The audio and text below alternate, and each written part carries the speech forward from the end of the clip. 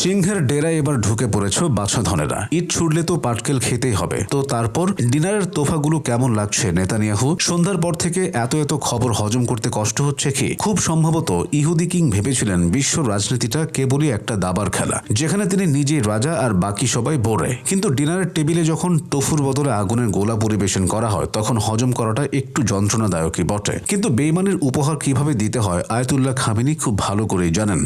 বিপাসু নেতা হয়তো ভাবতেই পারেননি কুরিয়ার সার্ভিসের চেয়েও দ্রুত গতিতে দরজায় করা নাড়বে তার শত্রুর পাঠানো উপহার। তবে সারপ্রাইজ তো হুট করে দিতে হয়, তাই না? এখন কাতার থেকে কুয়েত, সংযুক্ত আরব আমিরাত থেকে বাহরাইন, সবখানে যেন উৎসবের বদলে আতঙ্কের সানাই বাজছে। ইরানের এই সমন্বিত তীব্রতা এতটাই ছিল যে মুহূর্তের মধ্যে পুরো উপসাগরীয় অঞ্চল জুড়ে মার্কিন সামরিক স্থাপনাগুলোতে জারি করা হয়েছে সর্বোচ্চ সতর্কতা। এককালে যারা ভাবত আকাশটা তাদের ব্যক্তিগত সম্পত্তি, আজ তারাই আকাশপথে কঠোর বিধিনিষেধ জারি করে ঘরে খিল দিয়েছে। বিশেষ করে আল উদেদ বিমান ঘাঁটির কথা না বললেই নয়। মধ্যপ্রাচ্যে মার্কিন আধিপত্যের যে বিশাল দুর্গ নিয়ে এতকাল বড়াই করা হতো, ইরানের তার রানওয়ে এখন লেলিহান শিখায় জ্বলছে। কুয়েতের আল সালিম বিমান ঘাঁটি এবং সংযুক্ত আরব আমিরাতের আল ধাবরা ঘাঁটিও রক্ষা পায়নি এই তাণ্ডব থেকে। এমনকি বাহরাইনে অবস্থিত মার্কিন পঞ্চম নৌবহরের অবকাঠামোতেও এনেছে ইরান। এই প্রতিটি আক্রমণে ছিল সুপরিকল্পিত এবং সিগন্যাল স্ট্রাইক, যার মূল উদ্দেশ্য ছিল এই অঞ্চল থেকে বিদেশি শক্তির উপস্থিতির ভিত্তি নাড়িয়ে দেওয়া। আল জাজিরার প্রতিবেদন বলছে,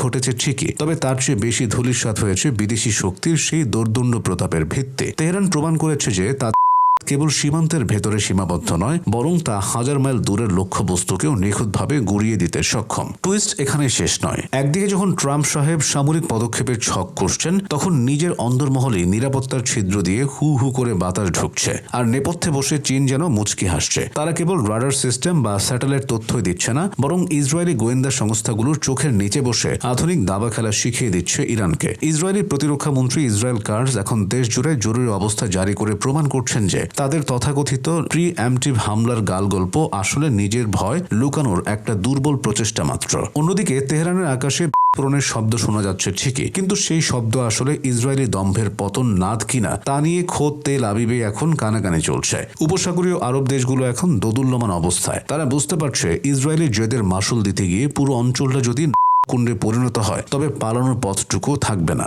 গাজা আর হামাস সংঘাতের ক্ষত সারতে না সারতেই নতুন এই বিশ্ব অর্থনীতির কফিনে শেষ পেরেক ঠুকে দিতে পারে। ইসরায়েল হয়তো ভেবেছিল তারা মধ্যপ্রাচ্যের একমাত্র মোড়ল, কিন্তু এখন দেখা যাচ্ছে বাপেরও বাপ থাকে। ইসরায়েল যে খেলা শুরু করেছে, সেই খেলায় ইরানের পাল্টা প্রতিক্রিয়ার ট্রেলারটা আজ দেখালো। মুভিটা তো এখনো বাকি। রেডি থাকবেন ইহুদি কিং। কিন্তু পারস্য উপসাগরের নীল জলরাশি আর আগের মতো শান্ত নেই। বারুদের গন্ধে বাতাস এতটাই ভারী যে কূটনীতির নিঃশ্বাস নিতে কষ্ট হচ্ছে। রণতরীর গর্জন আর ড্রোনদের গুঞ্জন মিলেমিশে এক অদ্ভুত সিম্ফনি তৈরি করেছে। প্রশ্নটা এখন আর ইসরায়েলের অস্তিত্বের নয়, প্রশ্নটা হলো তাদের এই সীমাহীন ঔদ্ধত্যের শেষ কোথায়। ইরান নতি স্বীকার করবে না, সেটা এখন পরের বিষয়। কিন্তু আজকের এই চপেটাঘাত যে নেতানিয়াহুর রাতের ঘুম কেড়ে নিয়ে সেটা অন্তত নিশ্চিত।